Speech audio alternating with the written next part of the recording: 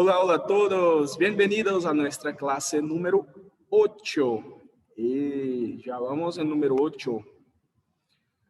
Estamos yendo muy rápido, el tiempo está pasando muy rápido. A ver, en la clase anterior, nosotros hablamos de algunos vocabularios de prendas de vestir e de colores. Vimos as peças de roupas em espanhol e vimos algumas cores. Foi isso? Então, na aula de hoje, nós vamos reforçar isso que a gente aprendeu. Falaremos também de alguns objetos da casa, tá bom? Falaremos de alguns outros vocabulários referentes a isso, tá bom? Então, mais uma vez, eu quero pedir a vocês que deixem aqui embaixo, né, assinem a frequência e deixem as perguntas, os comentários de vocês, tá bom? Agradeço de coração aos comentários que eu estou recebendo, alguns nos vídeos, outros pessoalmente, né? Outros por mensagens, enfim. Gente, não deixem de perguntar, não deixem de me dar esse feedback para que eu saiba que vocês estão entendendo, para que eu possa melhorar em alguma coisa, né? Então, vocês podem deixar aí as sugestões de vocês também, que tipo de dúvida você tenha, para que eu possa fazer uma aula referente a isso, tá bom? Nós estamos aqui tratando de conteúdos, né? E trabalhando textos, mas quando estiver mais próximo mesmo do Enem, gente, a proposta é que a gente trabalhe realmente só questões das edições passadas, né, do Enem. Não se preocupem, vocês estão vendo alguns conteúdos, né, isso é importante para que vocês tenham base para responder, para interpretar bem um texto, tá? Façam anotações, isso é fundamental, imprescindível que vocês façam anotações de tudo que vocês estão assistindo. Revise a aula, né? Assista novamente, tire suas dúvidas, pegue o seu material, que inclusive essa aula encerra esse primeiro material, tá bom? A partir da próxima semana já vou estar enviando um novo material para vocês, para que vocês possam, para que a gente possa, né, na verdade, dar continuidade aos nossos conteúdos. E é isso, gente, vamos começar?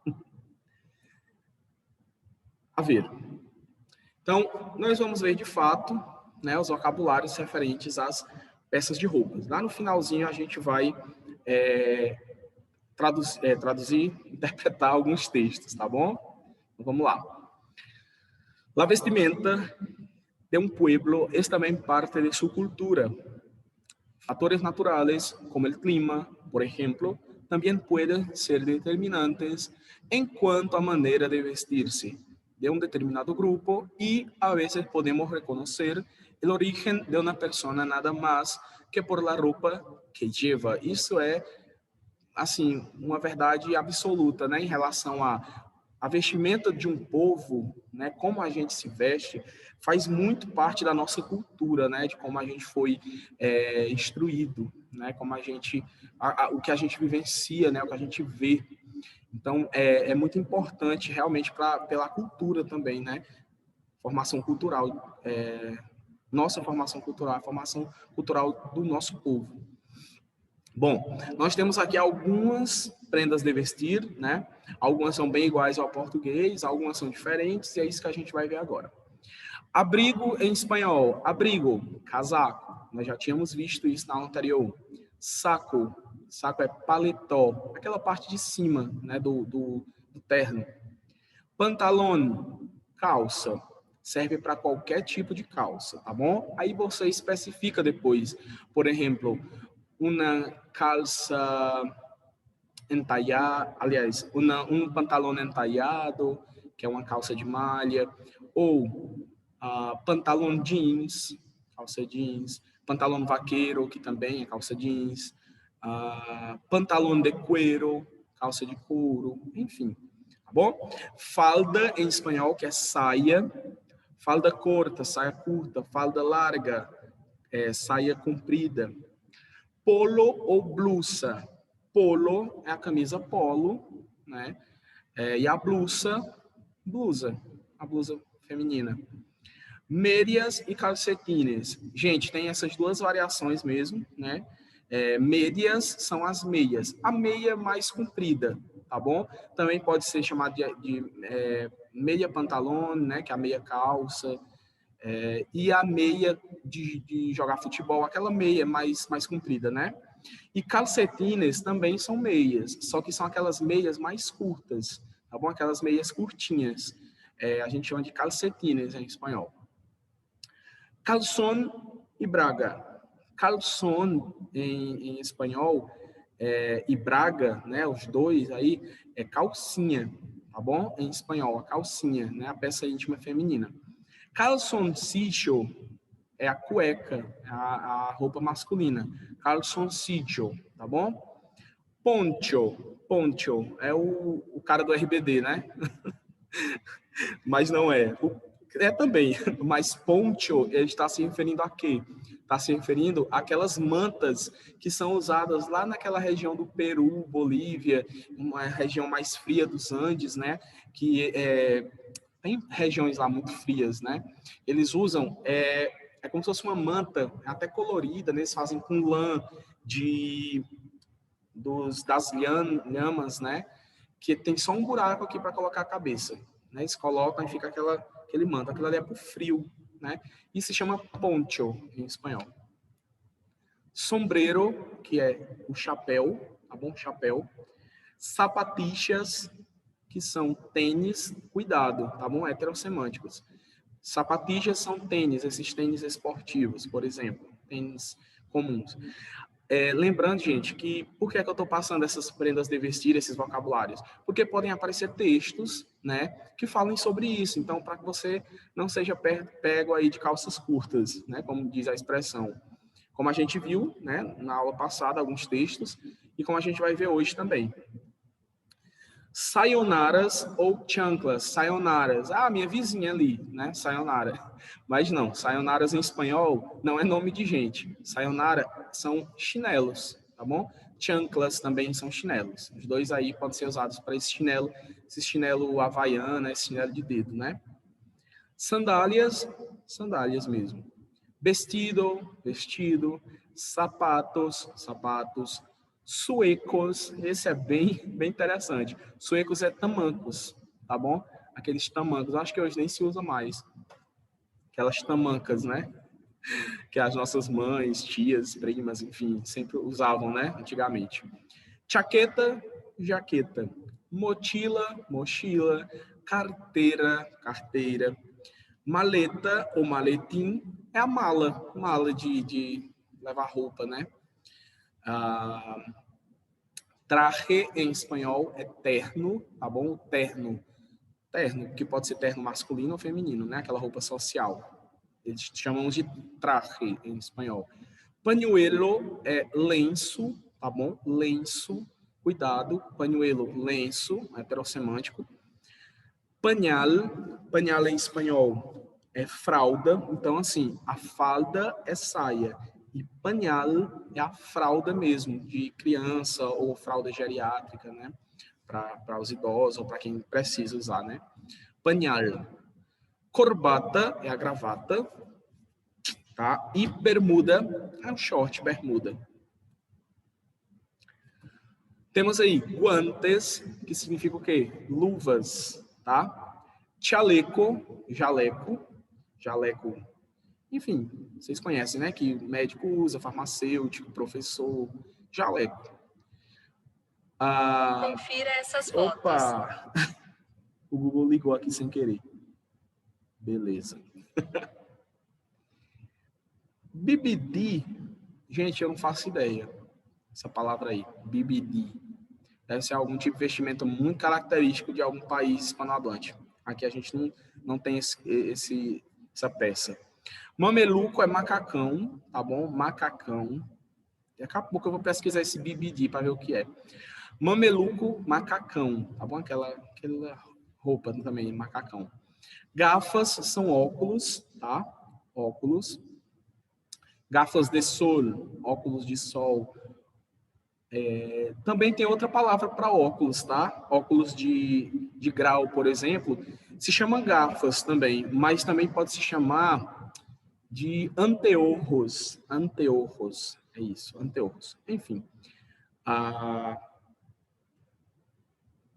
Chandal também pode significar sandália. Pijama, pijama. Bata, bata, comum.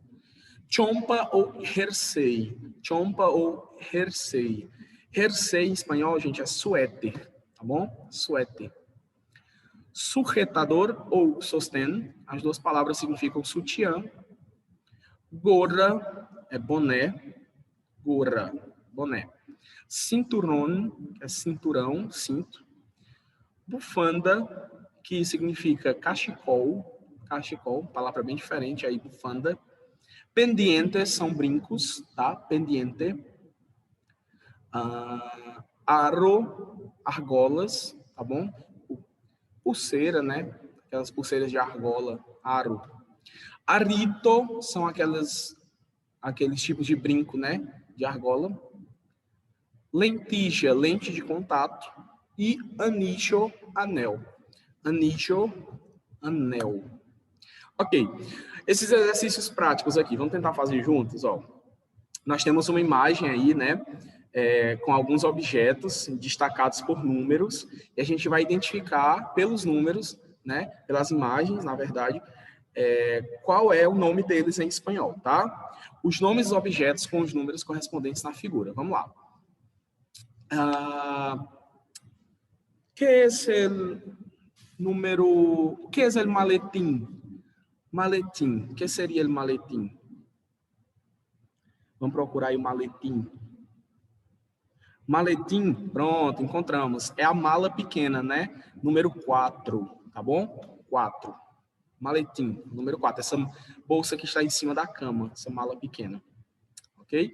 Carta é carta mesmo, né? Deixa eu só ver se eu encontro aqui.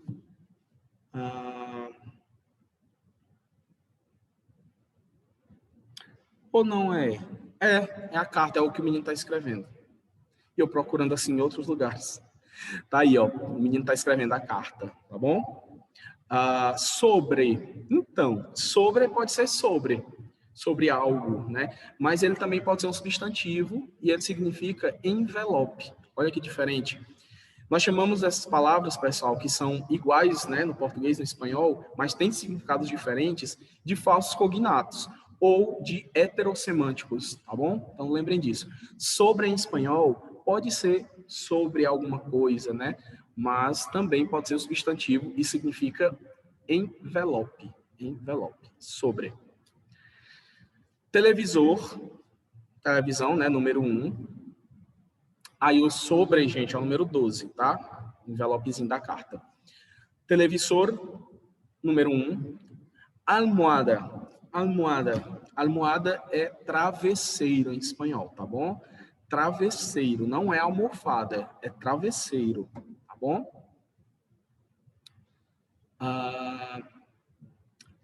Silla é o número 7, significa cadeira em espanhol, tá bom? Silla. Lecho, déjame ver se eu encontro. Lecho, gente, é o leito, tá bom? A cama, tá bom? Cama. Ou o leito da cama, eu não sei se em espanhol eles chamam lecho só a parte que tem a cabeceira, né? Acho que deve ser, então, é o número 2, tá bom? Número 2, onde está indicando o número 2 na imagem. Sábana, deixa eu procurar, aí. Sábana é lençol, tá bom? Lençol em espanhol, sábana.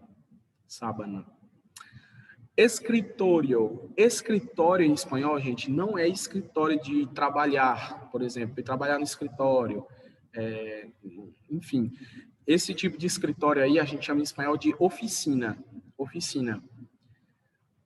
Escritório é onde se escreve, é lugar que se escreve. A gente chama aqui de escrivaninha, né? Então, aí seria o número 3. E repisa, déjame ver se eu encontro. Repisa, gente, é como se fosse uma uma estante, não é nem estantezinha, é o número 14, tá bom? É esse número 14 aí da imagem. É como se fosse uma prateleira. Pronto, era isso que eu estava querendo lembrar. Repisa é uma prateleira. Prateleira. Ok. Terceira coluna. Sapatixas. Sapatixas. Sapatixas, gente, em espanhol é tênis, né? Deu para encontrar aí onde está o tênis? Deixa-me ver. É o número 9. Segunda folha. Ah, é porque eu acho que eu cortei, gente. Sem querer, mas está aqui embaixo, ó. Perto da cama, das mochilas, tá? Tem um tênis roxo aí. Morado em espanhol. Morado, tá bom? Sapatixas, número 9. Que eu acho que eu cortei na imagem, sem querer. Na hora de fazer o slide. Tapiz. Tapiz é tapete. Né? Tapete. Carpete. Em espanhol, número 10. Tapiz. Fraçala. Fraçala. Fraçada é o número. Deixa-me encontrar uma fraçada. Só falta eu ter cortado também da imagem. Não, tá aí. É o pano de cama, tá? Fraçada. Pano de cama. Tá aí. Número 5, tá bom? Número 5. Bentana. Bentana, número 11, tá aí sim, perto do menino, né? Que é a janela. Janela. E lâmpada, é a lâmpada, né? A luminária, né? Número 15, lâmpada. Beleza? Ok. Passemos. Vamos continuar relacionando as colunas com mais alguns vocabulários. Agora, gente, dessa vez aí nós vamos comparar como é dito em espanhol, o espanhol da América, né, e o espanhol oficial lá da Espanha. Existem algumas diferenças, viu? E vai ser bem interessante. Por quê, professor? Porque os textos, gente, são muito espanhol da América. Eles pegam de textos do Enem, né, de alguns vestibulares que cobram espanhol, eles cobram de jornais, de periódicos da América Latina. Mas já aconteceu de cobrarem de textos de jornais espanhóis, né? Como, por exemplo, o El País, né? Muito cobrado o El País da Espanha. Então, não é impossível que haja um texto da Espanha. E se por acaso aparecer alguma palavra, né, que seja diferente, né, no vocabulário, vocês saberem, vocês conhecerem, tá bom? Então, vamos lá.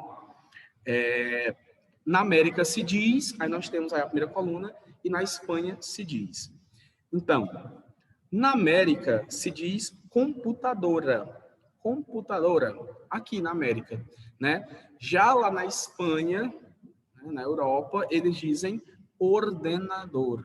Ordenador. Então, tá aí no quarto parêntese, ordenador. Relacionem, número 1. Computadora ou ordenador. As duas formas estão corretas. Chancho, chancho, chancho en español, chancho. Chancho, a gente diz chancho aqui na América e lá a gente diz cerdo, cerdo. Professor, e o que é cerdo? É porco, porco, carne de porco, carne de cerdo ou chancho, tá bom? Número 3, alto, alto. Alto, gente, alto em espanhol é carro, tá bom? Em espanhol tem 3 formas de dizer carro. Alto, coche e carro, igual em português, carro. Então, essas 3 formas aí. Só que é mais usado alto aqui na América. E lá na Espanha eles chamam de coche, coche, tá bom? Coche. Tá lá ali embaixo, no parêntese, no quarto parêntese de baixo para cima. Bueno, vamos a ver. Fraçada. Fraçada. Fraçada. Fraçada, derramei. Se eu coloquei certo. Coloquei. Manta, tá bom? Manta. A manta da cama. Tá bom? Manta. Fraçada. Ah, a gente viu no vocabulário anterior. Tô ficando doido. Fraçada, manta, tá bom? Choclo, choclo. Choclo, o que é esse choclo? Choclo, nós chamamos milho aqui na América, choclo. E lá na Espanha eles chamam maíz. Professor, mas eu já vi maíz aqui na Argentina, nesses países assim, já vi alguma coisa que eles falam de maíz mesmo. Pode, gente, não tem problema. É só algum sinônimo, tá bom? Que pode aparecer. Choclo ou maíz. Maíz, milho, tá bom? Pra gente que é milho. 6, ônibus. Aqui a gente diz ônibus, ônibus. E lá na Espanha, como é que eles dizem? Autobus, autobus, autobus, é ônibus. 7, departamento, departamento, departamento. Departamento, gente, é apartamento, tá bom? E aqui, lá na Espanha eles chamam de piso, piso, tá bom? Piso. Heladeira, aqui chama-se heladeira. Lá eles chamam de nevera, nevera, tá bom? Nevera ou heladeira, geladeira. Chompa, chompa, chompa. Déjame ver. Chompa, chompa, chompa. Jersey, é sinônimo de jersey, né? Suéter, 2 são suéteres, significam suéter. Plata, plata, dinheiro, dinheiro, tá bom? Aqui diz dinheiro também, dinheiro, dinheiro. Pero se usa mais plata. Tiene plata, plata, para dinheiro, tá? E lá na Espanha é dinheiro mesmo, dinheiro. Barrila, aliás, balija, balija, balija. Balija, balija, balija. Déjame ver. Maleta, maleta.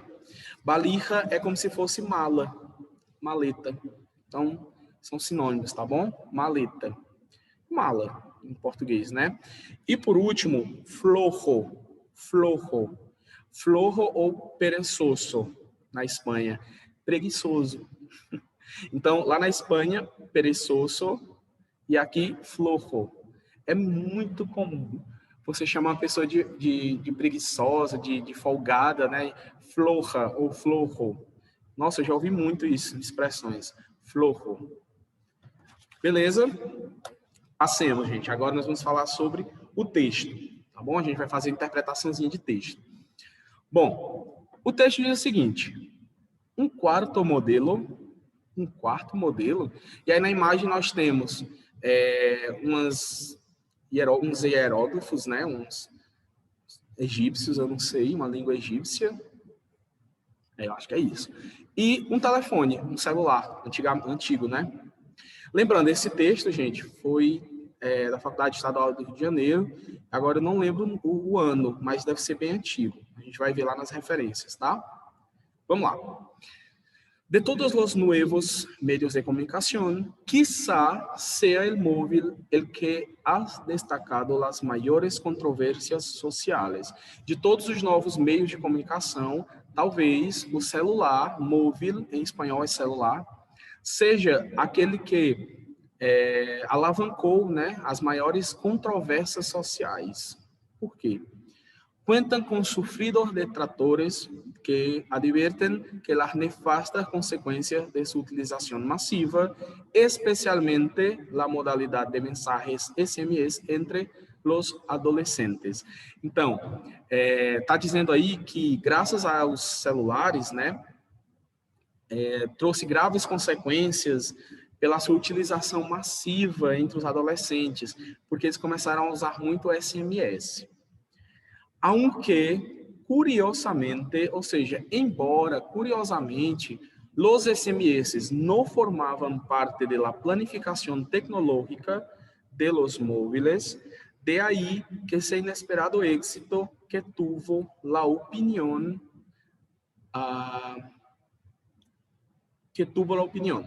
Vamos ver aqui. Esse trecho diz assim: embora, curiosamente, os SMS não formavam parte do plano tecnológico dos celulares, daí o inesperado êxito que obteve essa opção.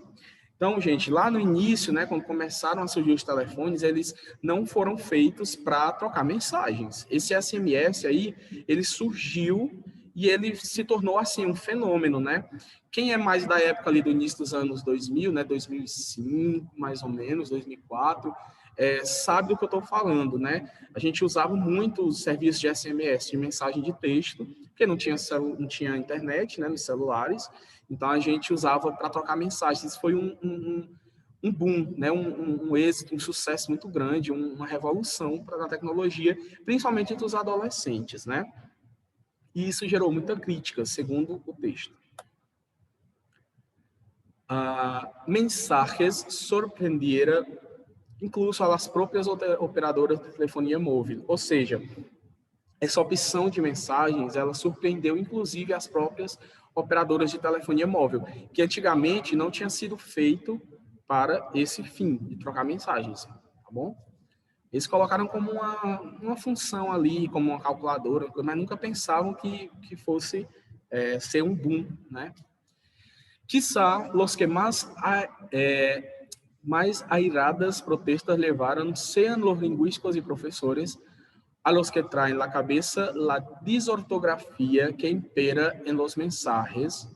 Ou seja, talvez o que causou mais ira e protesto foram os linguistas e professores que observaram, né, que começou a existir uma certa desortografia, né, que impera nas mensagens, ou seja, o uso da linguagem informal, né, nas mensagens. Isso deixou muito irado os professores e os linguistas. Os padres, os pais, no caso, né, porque são quem pagam a fatura, e os sociólogos preocupados pelos casos de adicção, de vício e de uso irresponsável. Adicção, vício, tá?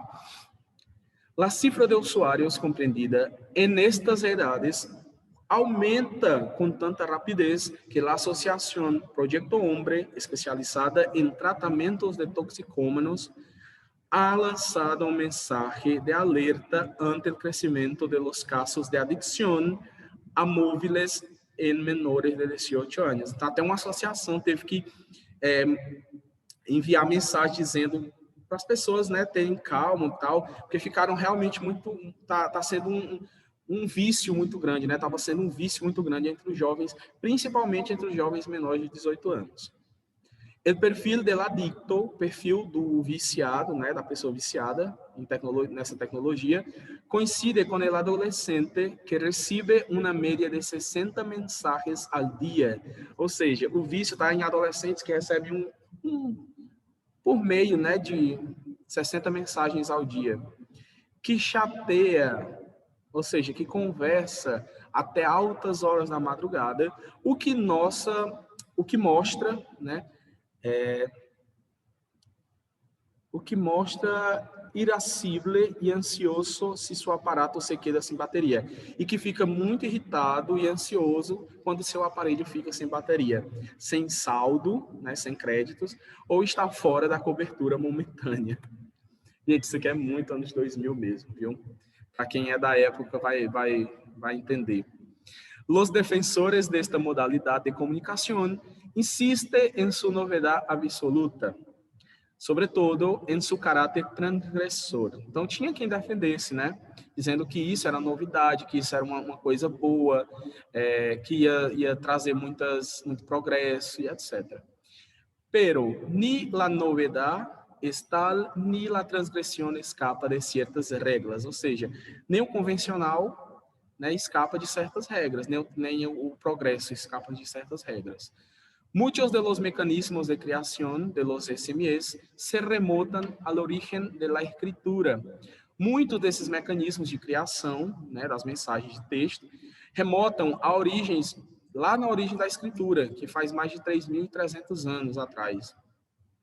Igualmente, o uso de emoticons, né, daqui dos emoticons, estas carinhas com sorriso, construídas mediante a combinação de sinais de pontuação, teriam seu equivalente nos primitivos pictogramas e nos signos hieróglifos. Ou seja, naquela época não tinha os emojis que nós temos hoje, né? Aquelas carinhas que representam as emoções, né? Que nós temos no WhatsApp, em qualquer rede social, na verdade, né? No celular.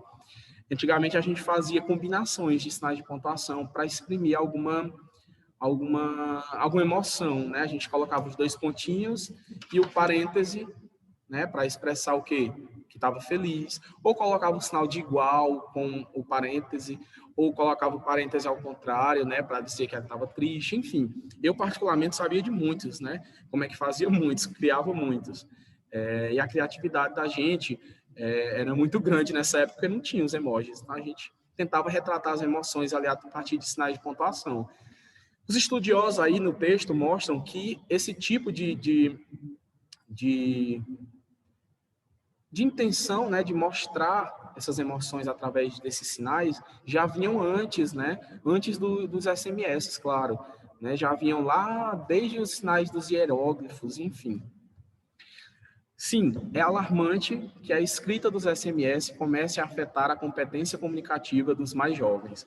Mal sabiam eles, né, gente? Esse texto é de 2003 também. Mal sabia eles como ia afetar, né, hoje em dia.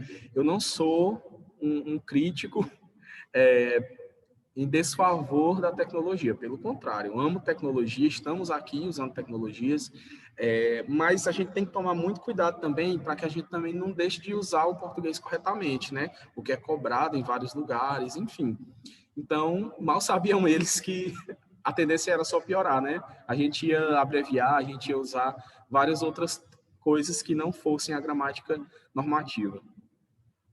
Quem sabe transformará, se converterá em aceitar que está surgindo um quarto meio de comunicação muito complexo entre o oral, o escrito e o gestual. Dessa forma, essas situações não deveriam desencadear a crítica exagerada, pois já contamos com exemplos similares de hibridação de códigos, ou seja, estão surgindo códigos de comunicação a todo momento. Esse aí foi um texto do Los Sábados de ABC, em 2003. Vamos lá, vamos para as questões do texto. Número 1. Segundo o texto, um dos pontos positivos do celular, lembrem-se, móvel em espanhol, celular, como meio de comunicação é a sua capacidade de promover o quê? Segundo o texto, os pontos positivos do celular é a crítica, a escritura, a inovação ou a argumentação. Ele tem a função de promover o quê, meu povo? A inovação, né? Segundo o texto, é um dos pontos positivos do celular. É trazer o quê? Inovação. Letra C. 2. Cuenta com sufridos detractores que advertem. O destacado se refere aos que, vamos lá, sufridos detratores, contam com esses que, letra A, se calam, se queixam, resignam ou aderem.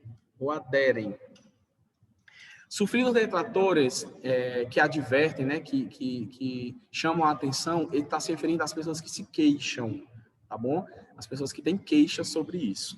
Então, letra B. Número 3. A autora afirma que não se deve dar importância demais à desortografia. Segundo seu argumento, se baseia em que essa desortografia é um processo conhecido, um código inabitual, uma ideia convencional ou um preconceito generalizado. Então, o que é que pode ser aí? Então, ela está dizendo, né, que não precisa fazer esse alarde todo, né, dar tanta importância à desortografia, porque é um processo que já é conhecido. Ou seja, existem outras formas já de fazer isso, de não usar a gramática normativa o tempo inteiro, né, quer seja no oral, no gestual, enfim. Então, letra A, já é um processo conhecido. Quarta questão. O título se apresenta em forma de pergunta. De acordo com a leitura do texto, o fragmento melhor oferece uma possível resposta a essa pergunta é... Então, ó, de acordo com a leitura do texto, o fragmento que melhor oferece uma possível resposta a essa pergunta é: aunque curiosamente los SMS, embora curiosamente os SMS, a que título, professor? O título do texto, ó, vou voltar aqui. Um quarto modelo. O que é que se assemelha a esse título aí? O que é que poderia ser uma resposta? Quarto modelo aí, ele está falando de quê? Quarto modelo de comunicação, tá bom?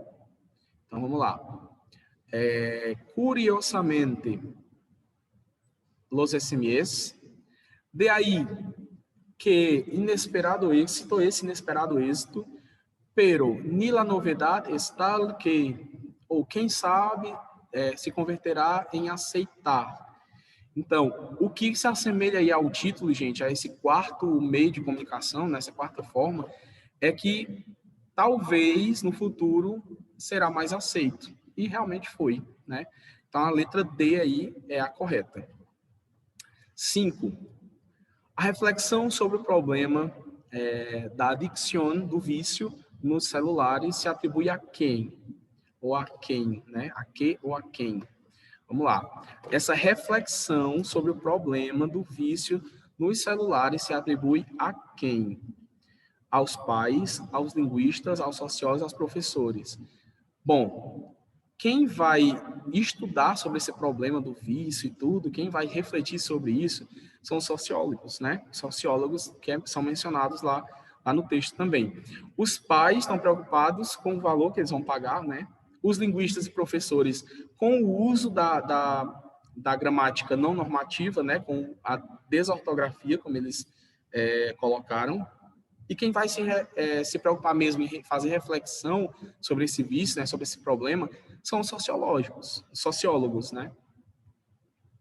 Sexta, segundo a autora, ni la novedad ni la transgresión del lenguaje de los SMS são absolutas.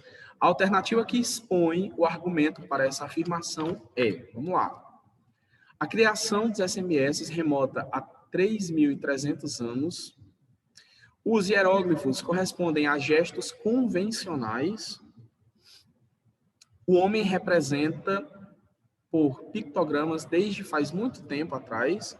Ou a origem da escritura está nos emoticons egípcios, né? Gente, aí o que remete a essa frase, né, que a autora citou, nem a novidade e a transgressão do progresso da linguagem dos SMS são absolutas. Está falando sobre aquela passagem que diz que antigamente, né, já faz muito tempo que o homem representa, né, esse tipo de progresso, né, que são colocados nos SMS, por pictogramas. Então, é a letra C, tá bom? Letra C aí. É isso, gente. Ficou uma questãozinha aí para vocês fazerem no material, que é onde tem seção Enem. Eu gostaria que vocês fizessem e vocês colocassem aqui nos comentários, né, se vocês conseguiram colocar a alternativa correta, né, que vocês marcaram, a alternativa que vocês encontraram. E se ficou alguma dúvida também, colocar aqui nos comentários, tá bom? Para que eu possa tirar essas dúvidas de vocês, né? Então, me deem esse feedback, tá bom? É importantíssimo. Gente, foi isso. Nos vemos na próxima classe e hasta luego.